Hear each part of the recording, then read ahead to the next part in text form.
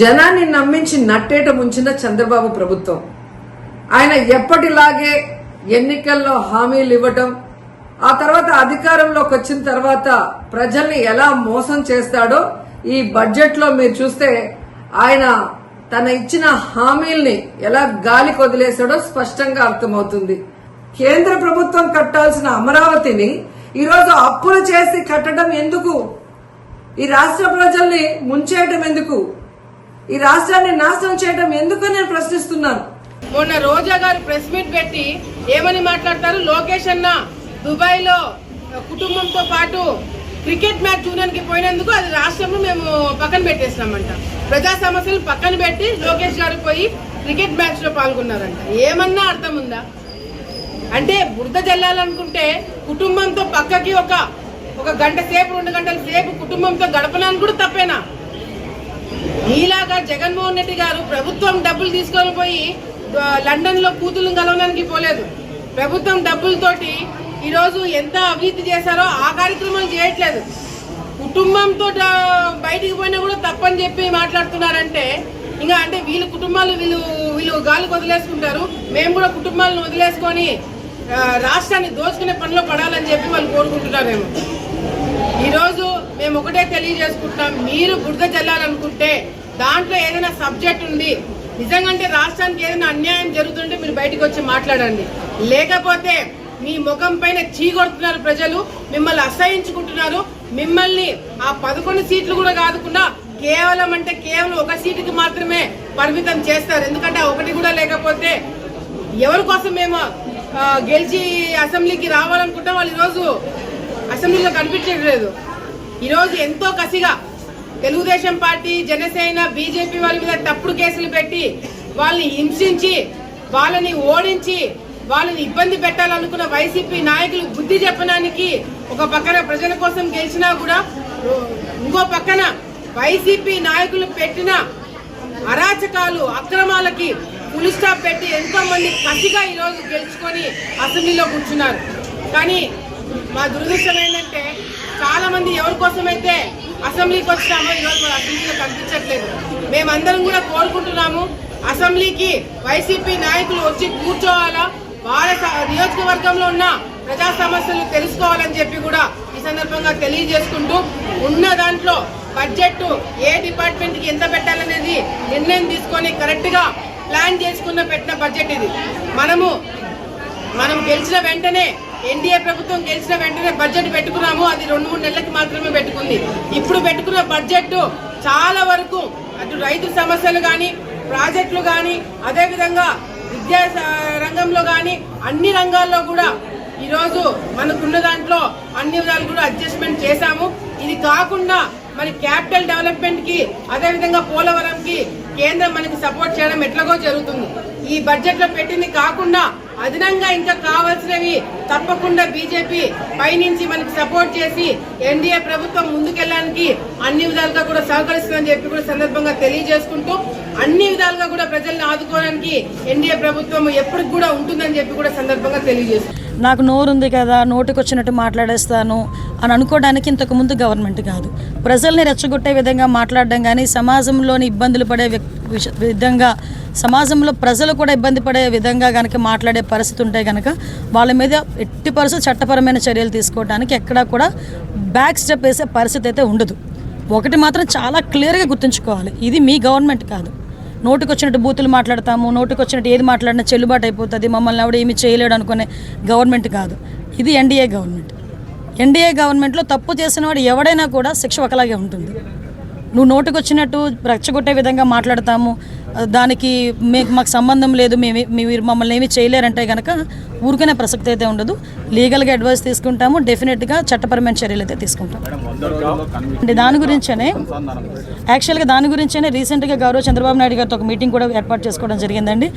పీపీలు, ఏపీపీలు మొత్తం అన్నీ కూడా మేము అన్ని ఫిల్ చేసుకోవటం ఒక ఎత్తు అయితే, ఈ ప్రాసిక్యూషన్కి సంబంధించి ఎవిడెన్స్ సబ్మిట్ చేయడంలో ఫోరెన్సిక్ డిపార్ట్మెంట్ కూడా లేట్ చేయకుండా వితిన్ 5 డేస్లోనే ఫోరెన్సిక్ రిపోర్ట్ ఇవ్వడానికి కానీ, డాక్టర్స్ దగ్గర నుంచి వూండ్ సర్టిఫికేట్స్ రావడం కానీ, ఇవన్నీ కూడా మేము టార్గెట్ పెట్టుకున్నామండి. మేము టార్గెట్ పెట్టుకున్నాం. ఈరోజు 100 రోజుల్లో కన్విక్షన్ పడాలి అని మేము టార్గెట్ పెట్టుకున్నాం. ఆ టార్గెట్ ఫుల్ఫిల్ అవ్వడానికి మా ఇన్ఫ్రాస్ట్రక్చర్ మేము డెవలప్ చేసుకుంటున్నాం. At the same time legal టీమ్ని కూడా మేము కొంచెం స్ట్రెంగ్తన్ చేసుకునే పరిస్థితులు మేము ఈరోజు ఉన్నాం. అంటే స్క్రిప్ట్ ఎవరిది చదివినా శిక్ష అయితే అతనికే కదా పడుతుంది. అనుభవించే రాజా ఆయనే కదా, అది వేరే కదా. అది ఏదైనా చదవచ్చు, కానీ అనుభవించే రాజా ఆయనే కదా అవుతున్నాడు. ఓకేనండి, నేను ఒకటి అడుగుతున్నానండి మిమ్మల్ని, డైరెక్ట్ క్వశ్చన్. పోసాని మాటల్ని టాలరేట్ చేసి అయ్యో పాపం అనుకునే ఒక్క మనిషిని తీసుకురండి, మేము ఆలోచిస్తాం ఒకసారి మాట్లాడడానికి. పోసాని మాటలు ఇష్టానుసారంగా మాట్లాడిన తర్వాత సభ్య సమాజం తలదించుకునే విధంగా సాధారణంగా అనకూడదు, కానీ ఇల్లిటరేట్స్ కూడా అలాంటి మాటలు మాట్లాడుకోరు. సో అవతల వాళ్ళకి మనోభావాలు దెబ్బతిన్నాయి, వాళ్ళ ఆత్మగౌరవాలు దెబ్బతిన్నాయి. పోలీస్ కేసు పెట్టారు, యాజ్ పర్ లా మేము వెళ్ళాం. ఇందులోని టార్గెటెడ్ ఏముంది? వాళ్ళు ఏం మాట్లాడలేదా? వాళ్ళు అటువంటి కామెంట్స్ చేయలేదా? మరి ఇంతకు ముందు మా మీద కేసులు పెట్టిన కేసులని ఎప్పుడు అండి? చంద్రబాబు నాయుడు గారికి మీద కేసు పెట్టారు కదా, అది ఎప్పుడుది? 53 రోజులు తైల్లో పెట్టారు చంద్రబాబు నాయుడు గారిని తీసుకెళ్ళి ఆ రోజు. అంటే ఒకటి ఎప్పుడూ కాదు, మాకు మాకు కేసు వచ్చింది, మేము యాక్షన్ తీసుకోవాలి, డెఫినెట్గా తీసుకుంటాం. మేము కూడా అంటే విషయం ఏంటంటే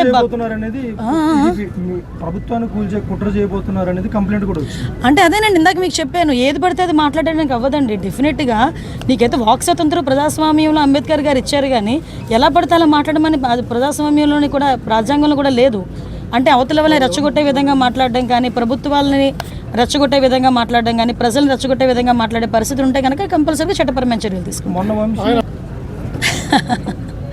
రెడ్ బుక్ పరంగా మేము వెళ్ళాలి అనుకుంటే ఈరోజు వైఎస్ఆర్సీపీ నాయకులు ఎవరు రోడ్ల మీద తిరగరండి. దయచేసి మీరు కూడా అర్థం చేసుకోవాలి. మేము యాజ్ పర్ లా వెళ్తున్నాము, యాజ్ పర్ వాళ్ళు ఎవరైనా కంప్లైంట్ ఇస్తే కంప్లైంట్ బేస్ చేసుకొని వెళ్తున్నాము. పోసాని గారి మీద సుమారుగా 17 కేసులు, దగ్గర 17 కేసులు రాష్ట్రం మొత్తం మీద 17 కేసులు ఫైల్ అయి ఉన్నాయి. వంశీ మీద ఎన్ని కేసులు ఫైల్ అయి ఉన్నాయి మీకు తెలుసు. ఈ రోజుకి కూడా ఏ కేసుల్లో ఫైల్ అయినాయో మీకు తెలుసు. ఇందులోని కక్షపూరితంగా ఎన్డీఏ గవర్నమెంట్ చేయాలి అనుకుంటే వైఎస్ఆర్సీపీ నాయకులు ఎవరు కూడా బయటకు తిరగలేరు. కానీ మేము ఆ కక్ష సాధింపు ధోరణిలోకి వెళ్ళలేదు. అలాగని తప్పు చేసిన వదిలిపెట్టే ప్రసక్తి లేదు. తప్పు చేసిన వాడికి శిక్ష పడాలి, లేకపోతే భయం ఎలా ఉంటుంది? ఉండాలి కదా, భయం ఉండాలి కదా. మీకు వచ్చిన బాధ ఏంటంట ఈ వైసీపీ వాళ్ళకి? అసలు మీకు బుద్ధి ఉందా? అసలు అవగాహన ఉందా అని చెప్పి నేను అడుగుతా ఉన్నా. అమరావతి గురించి మాట్లాడుతూ ఉంటారు, అమరావతికి అప్పులు చేస్తారు. ఇదేంటి అది అప్పులు ఏందేందో మాట్లాడిద్ది ఆ జబర్దస్త్ రోజా. నీ నోటికి కళ్ళం పడే రోజు దగ్గరలోనే ఉంది.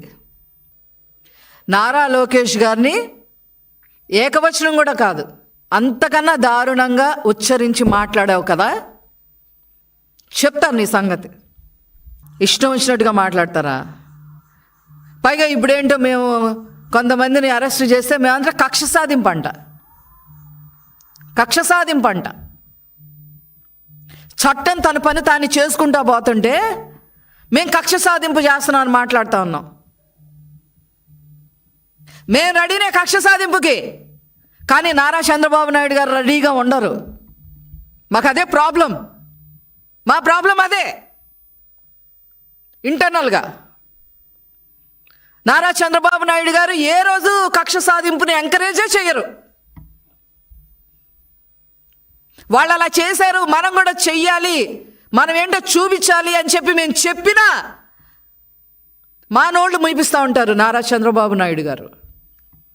మా ప్రాబ్లం అదే.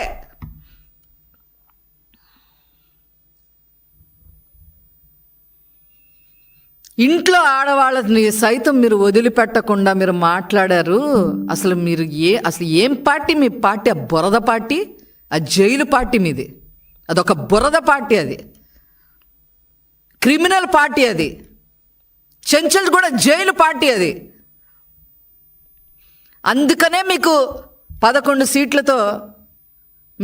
సీట్లతో పరిమితం అయ్యారు. అవి కూడా వచ్చేవి కాదు, అవి కూడా మీరేమి వేలు పెట్టి కాగల. ఆ పెద్దిరెడ్డి ఏమో 3వ అభ్యర్థి నిలబడ్డబట్టి ఎట్లా బయట పెట్టాడు. ఆ దర్శి టికెట్ అంతే, పులివెందులా అంతే. అవి కూడా మీరు గొప్ప మెజారిటీలతో గెలవాలా మీరు? తెలుగుదేశం ఎమ్మెల్యేస్ మీరు చూస్తే ఎలా గెలిచారో చూసారుగా. 95, 91, 95,000, 91,000, 80,000, 85,000, 50,000, 60,000. మీకు ఎక్కడన్నా వచ్చినాయా అలాగా మీ 11 సీట్లలో?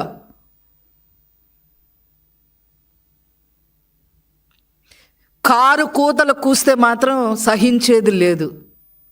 మీరు ఒకసారి అబద్ధాలు చెప్పి ప్రజలను నమ్మిస్తారేమో, ఈసారి మేము అలా కాదు.